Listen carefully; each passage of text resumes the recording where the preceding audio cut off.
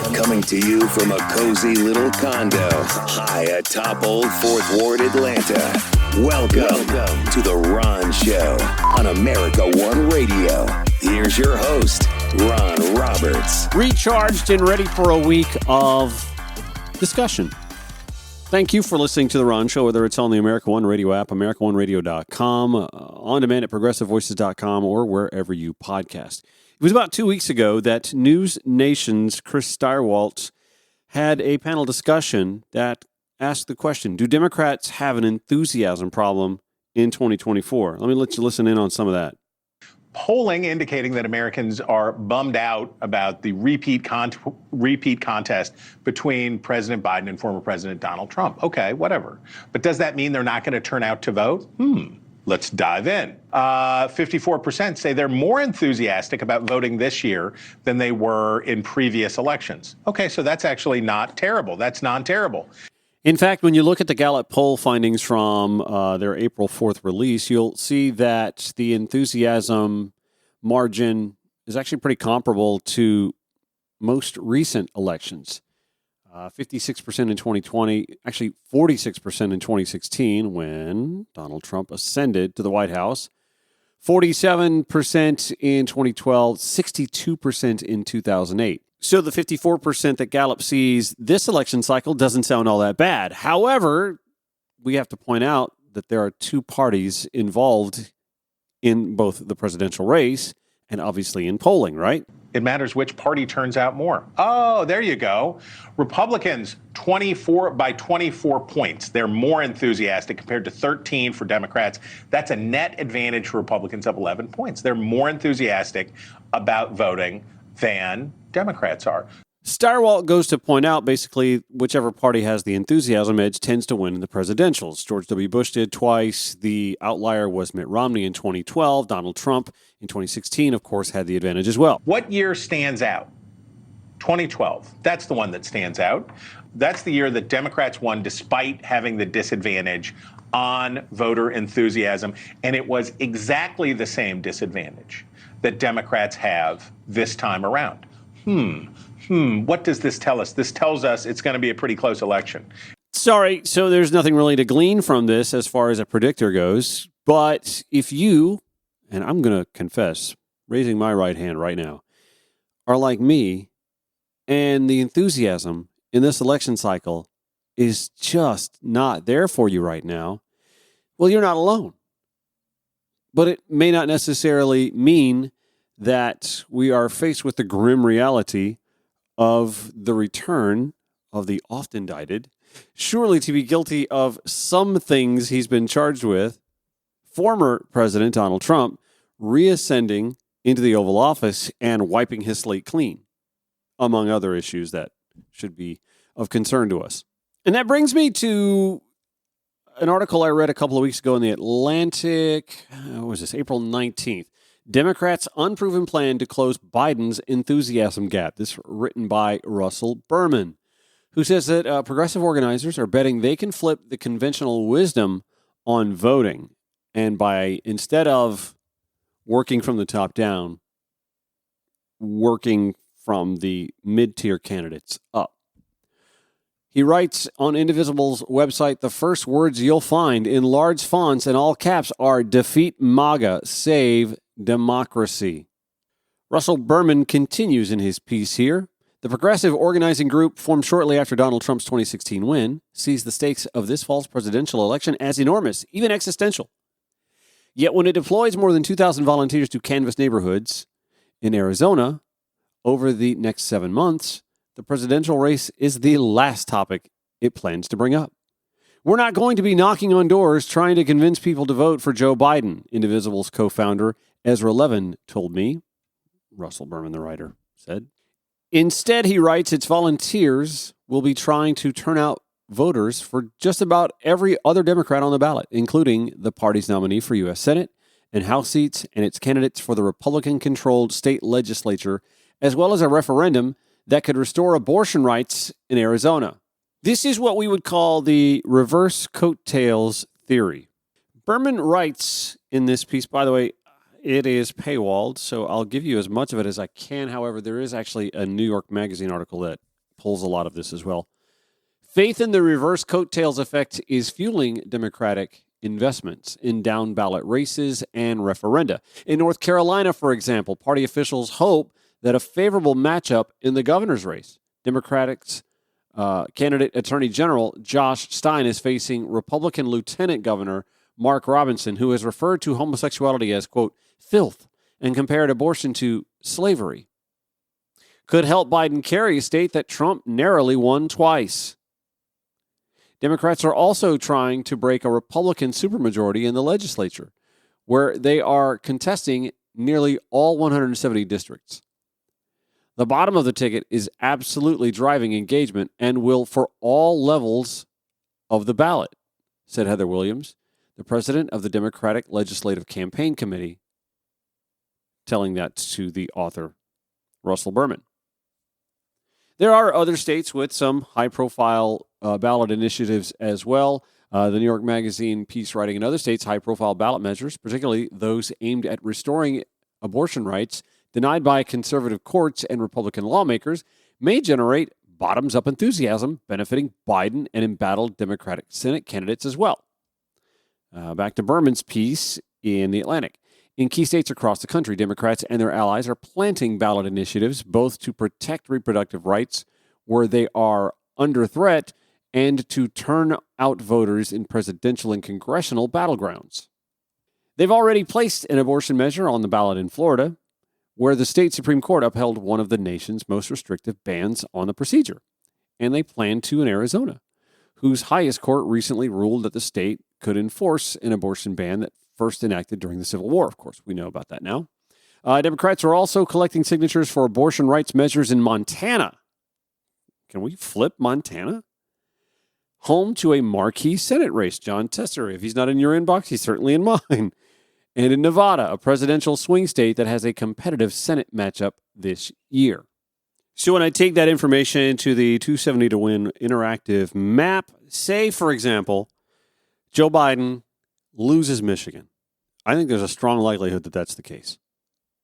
But he picks up North Carolina. He maintains Arizona. If he does that, he can afford to lose Georgia. And I think he's going to anyway. If he adds North Carolina with their ballot measure, it gives him 282 electoral votes if he holds pretty much the rest of the states that he won in 2020. I mean, if he happens to somehow, with that ballot measure in Florida, flip Florida, well, now we're looking at landslide.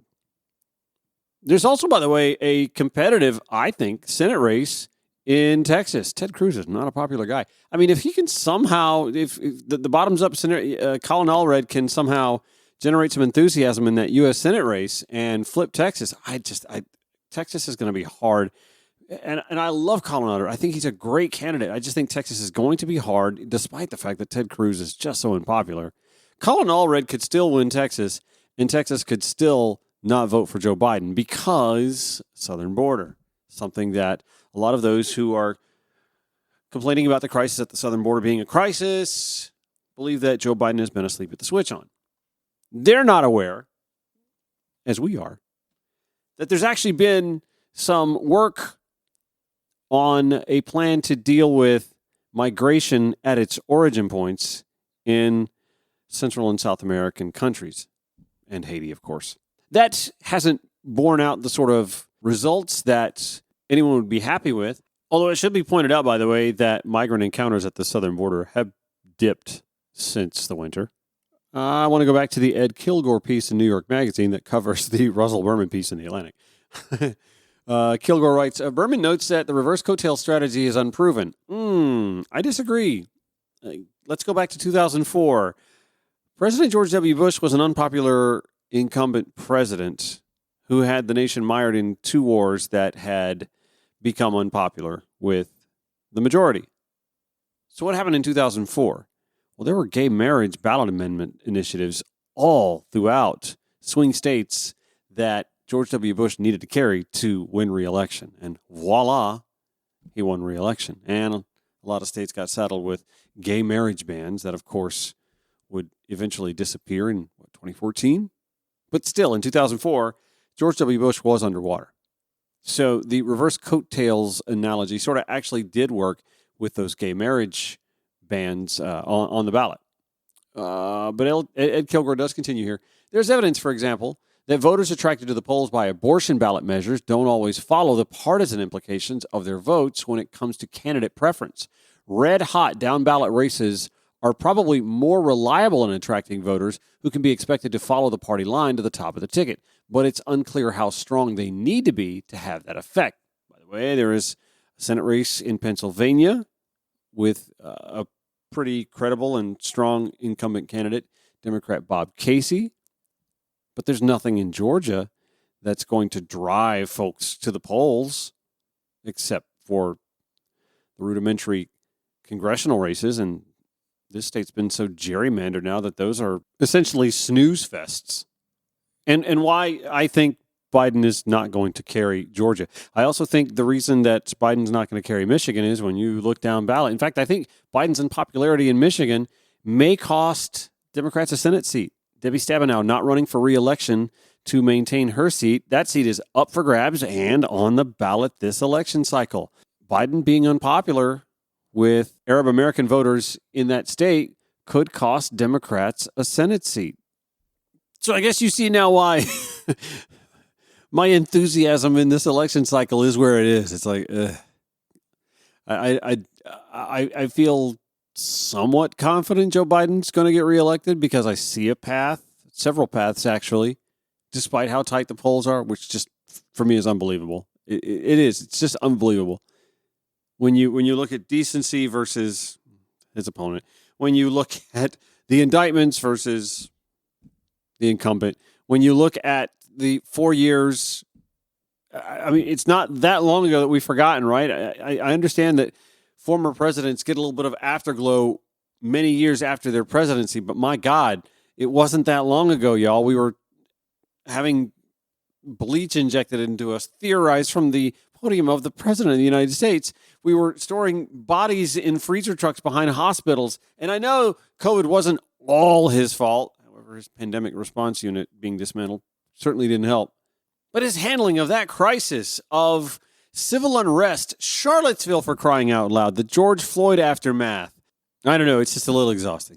The issues that are on the ballot should weigh heavily in the favor of the Democratic Party and their incumbent president, and yet there's a good chance we lose the Senate and a puncher's chance that we don't retake the House. And I'd say it's slightly less than 50%, but still it's really close that they lose the White House too. And I watched, as we all did, as the incumbent president gave impromptu remarks in reaction to student protests on college campuses throughout the country, essentially speaking of the right to peacefully protest, but also, well, don't break the rules.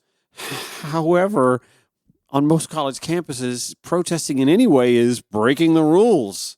The man is old enough to remember when there were a lot of civil rights protests that broke rules. Good trouble, we called it, right? I expect better of a president who's lived long enough to recall that MLK, John Lewis, and their compatriots peacefully protested a lot, and cops met them with batons and tear gas then, too. When the civil rights movement was labeled as communism in effect here in these United States, much the way that these campus protests, which, by the way, include Jewish students, are being labeled broadly as anti-Semitic. Well, what about the anti-Islamic response protests? We're not hearing anything about that. Or how about, did you see the clip of the Ole Miss student mimicking a monkey, an ape, at a black protester? You can hear just a little bit of this monkey rhetoric going on in the background here. Yeah, that guy is being investigated now. I mean, let's at least credit his fraternity for giving him the boot. Phi Delta Theta General Headquarters is aware of the video regarding the student protest at the University of Mississippi. A statement reads, "The racist actions in the video were those of an individual and are antithetical to the values of Phi Delta Theta and the Mississippi Alpha chapter. The responsible individual was removed from membership on Friday, May 3rd. The Ole Miss Chancellor Glenn Boyce made a statement that includes, while student privacy laws prohibit us from commenting on any specific student, we have opened one student conduct investigation. We are working to determine whether more cases are warranted. Reading from an article in the UK Independent, that video was tweeted by Stacey J. Spieler, who explained that the counter-protester dressed in a pale blue t-shirt was jumping up and down, hooting like a monkey toward a protester who was live streaming on her phone. It was easily 10-1 counter-protesters to protesters, Spieler told The Independent. Counter-protesters were throwing things. I saw half a chicken parm sandwich on the ground, a carrot. She was brave, holding her own, and had more intelligence and empathy in her little finger than that whole crowd. Whether or not you agree with her, she embodies UM. Anyway, you can presume if it's 10-1 counter-protester to protester, Joe Biden's not going to win any of those 10, and he's not making much headway on securing the one. Back after this, The Ron Show on the American One Radio app, AmericanOneRadio.com, wherever you podcast. You can call The Ron Show if you'd like. Leave a voicemail, send a text, whatever. 404-919-2725. At Ron Show ATL on the Twitter X platform, Facebook, Instagram, Threads. Again, I'm kind of cringy a little bit when I watch a Joe Biden press conference where he sounds a lot like those on the right. By the way, Janelle King yesterday, the Georgia gang, listen to this gem. I think there's a major difference between protesting and disrupting. Okay, first of all, protests are supposed to disrupt. I feel like this is the area where, as Republicans and Democrats, we can unite. I think we all understand that there is a difference between standing your ground, speaking your truth, or whatever you feel is, how you feel, but making sure that you're not affecting other students from being able to learn. I still don't understand this argument either, because it's not like they were disrupting classes. They were in quads for the most part, or in public squares on college campuses. How is that disrupting students' ability to learn if it's not actually happening in lecture halls? But Janelle wasn't through delivering some gems. Check this one out. And these individuals, what I'm confused about is if you are doing this on behalf of the children or the individuals who are being impacted due to the war and that are Palestinian, why are you not in Gaza? Why are you not trying to fly over to the Middle East and help? Why are you not packaging up items that you can mail to them and baby diapers or whatever? Janelle apparently either doesn't know about or somehow forgot that the World Central Kitchen had 7 of their aid workers killed delivering needed food to Gaza citizens when Israel bombed their van. As for just sending stuff, Janelle simply opines, Doctors Without Borders literally just wrote a piece about this on May 2nd. Delivering life-saving supplies into Gaza is nearly impossible amidst Israeli authorities' blockades, delays, and restrictions on humanitarian aid and essential medical supplies, explains Mari Carmen Vinoles, head of emergency programs at Médecins Sans Frontières. Later in the same conversation, Alicia Thomas-Searcy said, "One thing that I want to say that my Republican friends are not going to appreciate, though, I don't like what UGA has done. The students at UGA, according to the articles, have all been peaceful. They have not erected any violence, but they have been suspended." Conservative Phil Kent's response was, "They're occupying territory on a campus, and Lori's right. It's outrageous. It's against the law." See, that's just it. You make peaceful protest illegal, so you can't then wonder why folks ratchet it up. He continues, Lori, thank you for pointing out the rule of law in this country. That's why we have an American republic after the American Revolution. This guy's been talking about the rule of law when he's been trying to brush off January 6th investigations and election interference investigations, been targeting Fonnie Willis and the Fulton District Attorney's Office, and been downplaying the investigations in Washington and New York and in Florida. But he's the rule of law guy. He's also the one that is among those on the right that likes to opine that January 6th was just this sporadic, not organized in any way effort. Nobody ginned this all up. It just sort of happened. But yet he does believe this as well. We all ought to be aware of this. This is an organized effort by the hard left, the anarchists, the communists. They have hijacked what, yes, I'm sure there are sincere people that are concerned about the Palestinian people in Gaza. This is another one of those, hey, Phil, is Antifa or the communists or the anarchists in the room with us right now? Can you speak to them? Sorry, y'all. This guy's a caricature. Anyway, here to me was the telling part. Moderator Lori Geary, host of The Georgia Gang, asked Alicia Thomas-Searcy. Alicia, what about good trouble? It's important. As Melita said, our nation was built on getting into good trouble. Well, what's the definition of that? What is the definition? It is peacefully protesting, using your First Amendment right to speak against injustice. Then this isn't good trouble. I Vandalism, agree. occupying Let me say this. I finish. agree that some people have taken it too far. And I think all of us are in agreement that violence of any kind is unacceptable. No one is saying that. But you absolutely have to have a space for young people or anybody to speak up and speak against what they believe is injustice. Here's the thing. When you peacefully protest, you understand that some of you are going to go to jail. That's a part of the process. That I don't have a problem with. It's the people who got violent, who punched a state trooper in the face. Those are the people that are problematic, that cannot be here. That's not good trouble. Right. That's criminal. They were doing that during the BLM, and they were calling it good trouble. Yeah, Janelle, much the same way some folks were calling J6ers just tourists taking a walk through the Capitol. Come on, ma'am. This is The Ron Show on America One Radio.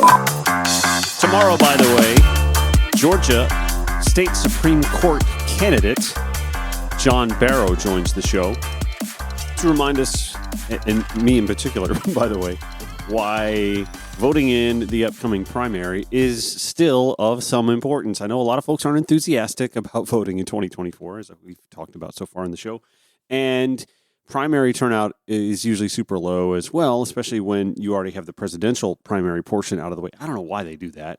Maybe I can ask him that. Anyhow, on the May 21st ballot, obviously we're going to be showing up to vote, and by the way, early voting's already started, for congressional slots, depending on your party. But John Barrow, is up against Andrew Pinson on the Georgia State Supreme Court, and that is a general election appearing on your ballot May 21st. So we'll talk with John about that, some importance to that race. An incumbent hasn't lost a Georgia State Supreme Court seat in a long time, so he's facing an uphill battle, even though we're a purple state. I use that in air quotes because I still believe we're a reddish-purple state nonetheless. So getting back to sort of where the President Joe Biden has to thread the needle by not dampening support for the pro-Palestinian movement, even though he's honestly, I don't think, doing a very good job of that, while still being supportive of Israel, as has been tradition in the United States since Israel's creation in the mid-20th century. I'm a Bernie guy. Senator Bernie Sanders appearing on CNN with Christiane Amanpour just a few days ago. I'm going to give you a good bit of excerpts of that interview because I think, here I go again, I think Senator Sanders actually strikes the right tone, and that the Biden-Harris 2024 campaign and their candidates could take some cues from him. I'm joined by Senator Bernie Sanders. Senator, welcome back to the program. You have been very vocal for a long time on the war, on American policy, and now on these protests and the crackdown. But first, I want to ask you, do you believe President Biden got it just right, or what would you say in his first comments about these protests? Well, he's exactly right, is that we don't want protests that are violent. And we absolutely will not tolerate anti-Semitism, Islamophobia, homophobia, or any form of bigotry. Of course, he's right on that. But I think, Christiane, it is important to understand why these protesters are out there. Mm-hmm. And they are out there not because they are pro-Hamas. They are out there because they are outraged by what the Israeli government is now doing in Gaza, which is bringing unbelievable harm, not just to the terrorist organization, to Hamas, but to the entire Palestinian people.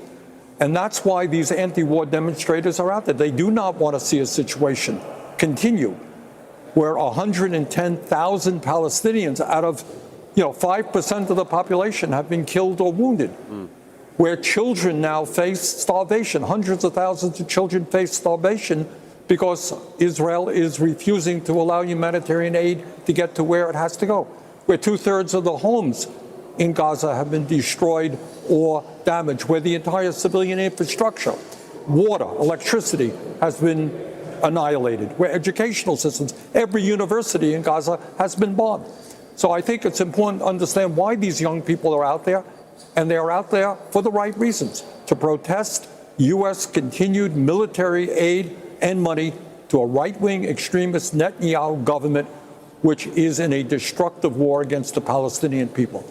Senator, the last time we had you on the program was a few weeks ago when there was an effort, maybe it was successful, I don't remember, to try to tie American military aid to certain respecting of international humanitarian law, the rules of war, etc. In the interim, the United States has passed a law which provides more military aid to Israel along with Ukraine and etc.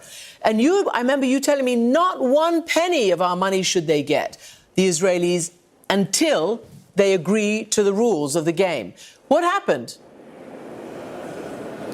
Well, what happened is, number one, I was unable to even offer an amendment to the effect that the United States should not provide more money for offensive weapons to Israel. I couldn't even get that amendment on the floor. And number two, by a very strong vote, Republicans and Democrats voted to continue funding Netanyahu's war machine. And what is ironic to me, we talk about protesters at Columbia or UCLA. Understand, it's not just protesters.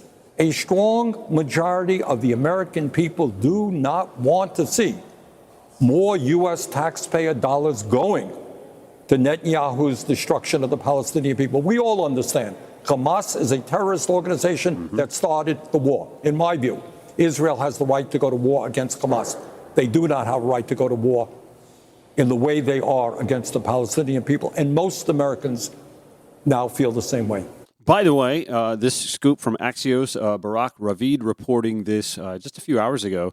The Biden administration put a hold on a shipment of U.S.-made ammunition to Israel, according to Israeli officials. The incident raised serious concerns inside the Israeli government and sent officials scrambling to understand why the shipment was held, according to these same Israeli officials. President Biden is facing sharp criticism among Americans who oppose his support for Israel. The administration in February asked Israel to provide assurances that U.S.-made weapons were being used by Israel Defense Forces in Gaza in accordance with international law. Israel provided a signed letter of assurance in March. Let me take you now to a piece from Priscilla Alvarez at CNN. This dropping just minutes ago. The Biden administration paused a shipment of U.S.-made ammunition to Israel, according to a source familiar with the matter, who did not disclose why the decision was made.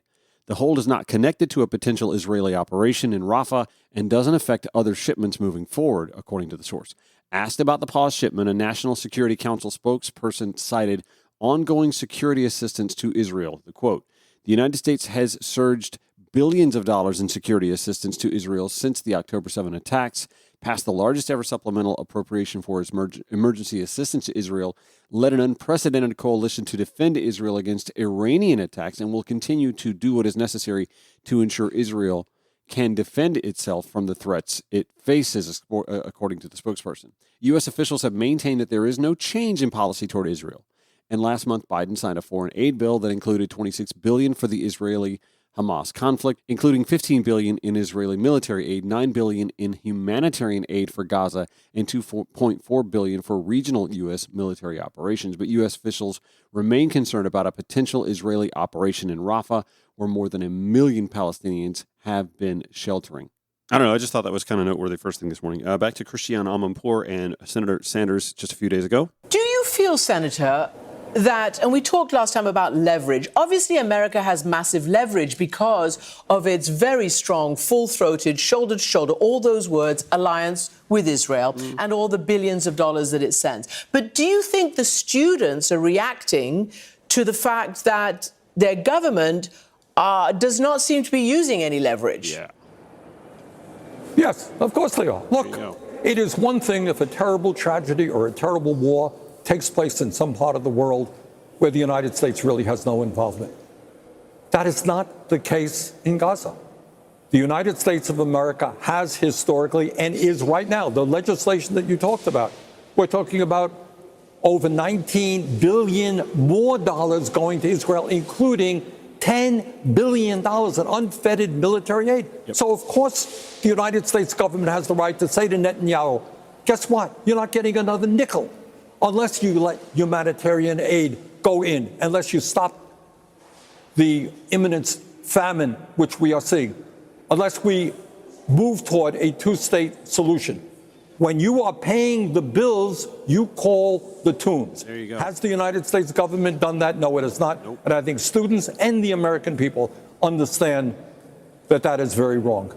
You gave a speech on the Senate floor last night, and I posted it, and it was essentially a really important lesson on history, on protest, and the anti-Semitism that you've just been talking about, what constitutes it and what doesn't.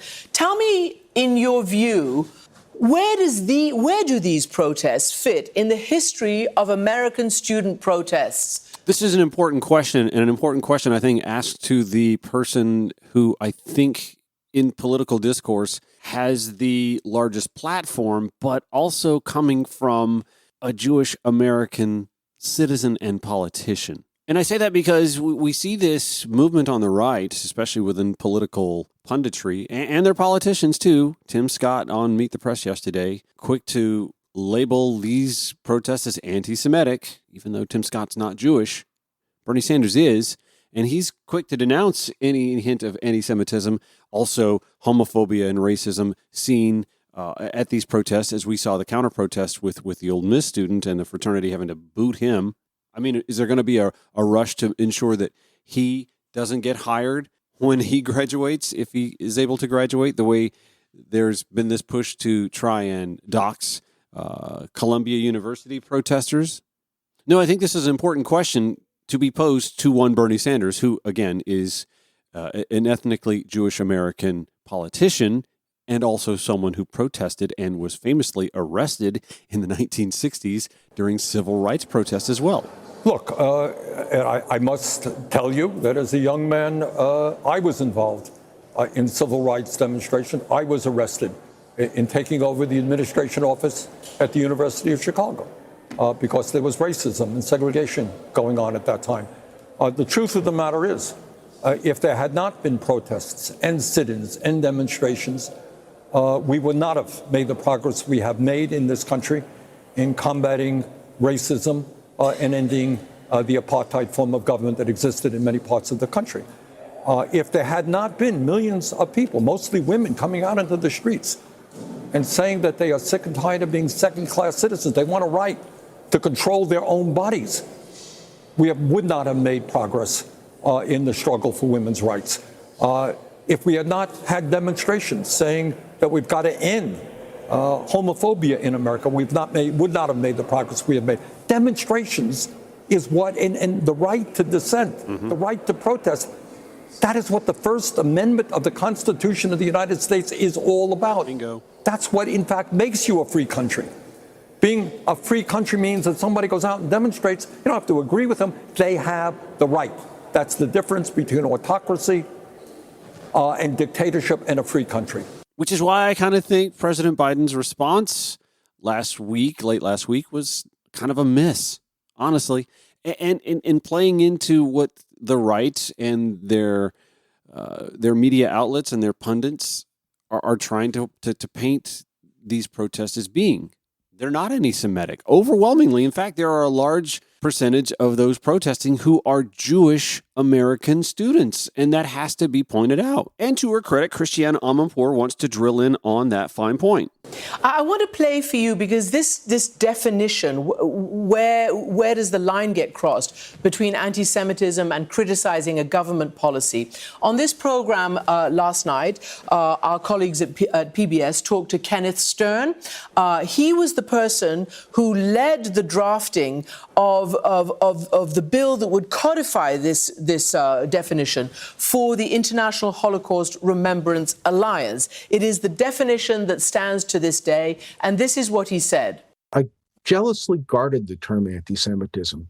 To have a sting, it has to be used only in the clearest cases. So I'd always default to not. Now there's a push to make it almost ubiquitous.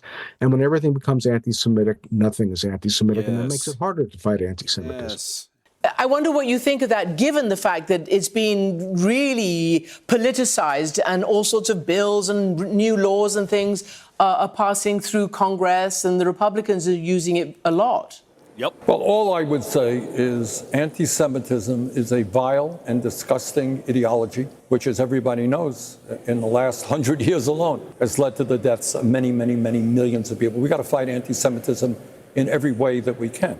But for anybody to suggest that we cannot be critical of the government of Israel or the government of Italy or the government of Ireland, for whatever reason, is not what democracy is about. So I happen to believe, not everybody agrees with me, that the war policies of the Netanyahu government are a disaster.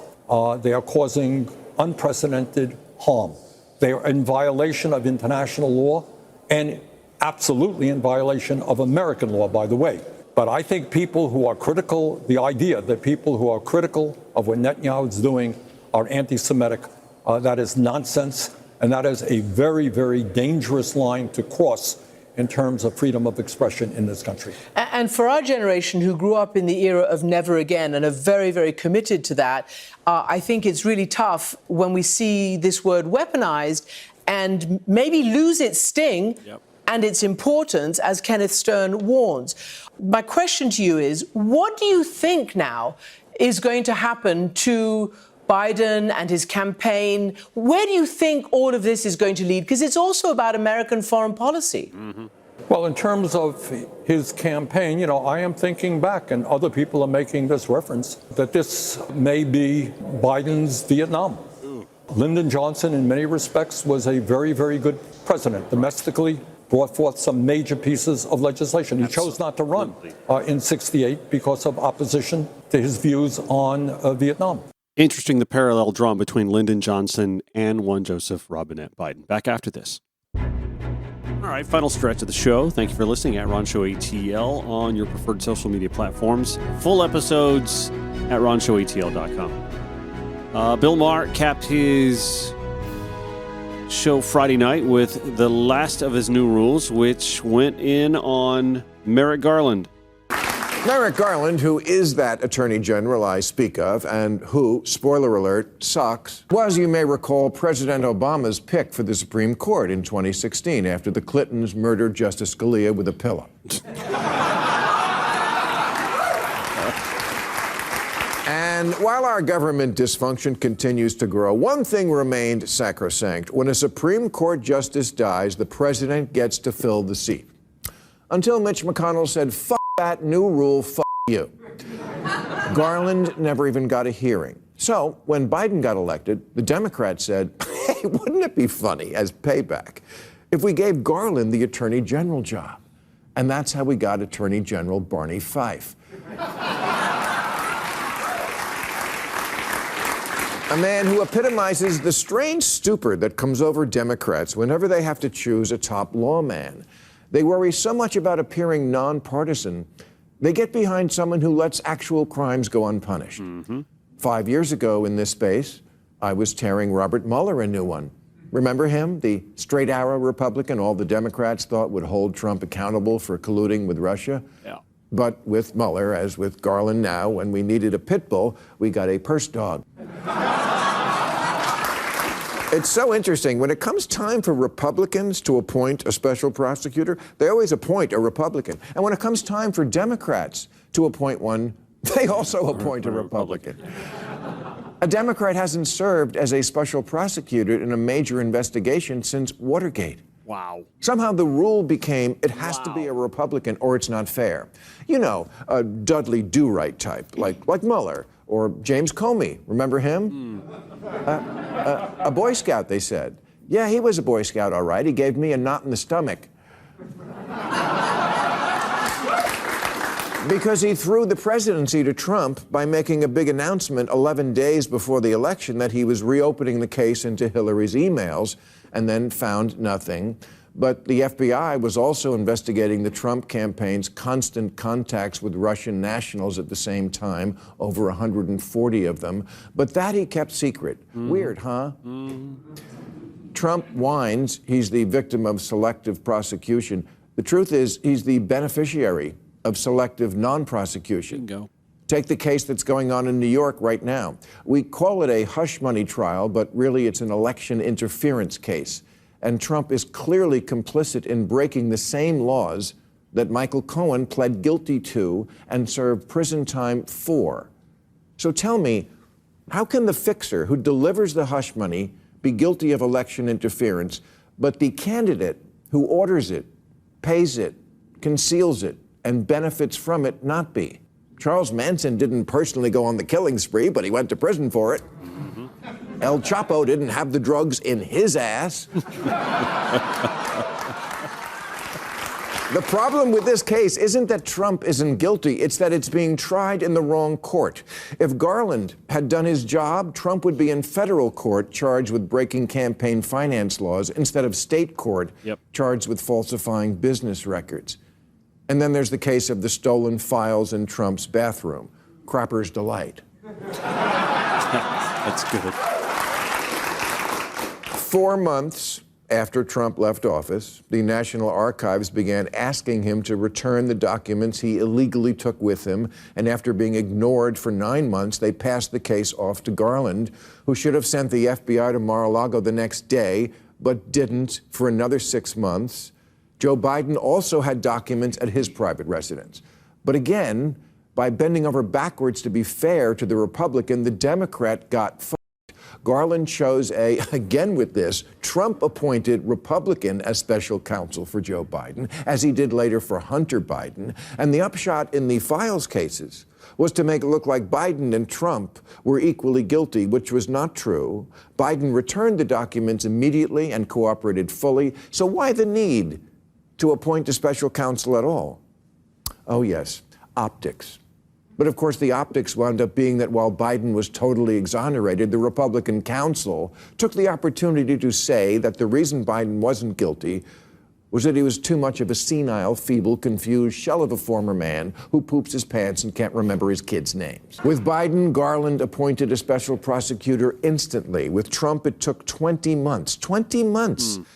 I know liberals love drag, but maybe don't do it with the justice system. And now, with the most serious of the Trump trials, the one involving his illegal schemes to remain in office, it's happening again. 59% of Americans, including 26% of Republicans, say they want a verdict on this case before the election. But it's doubtful they'll get one, because for nearly 2 years, our slow jam attorney genial looked at the statue of Lady Justice and thought, I want to be like her, incapable of moving.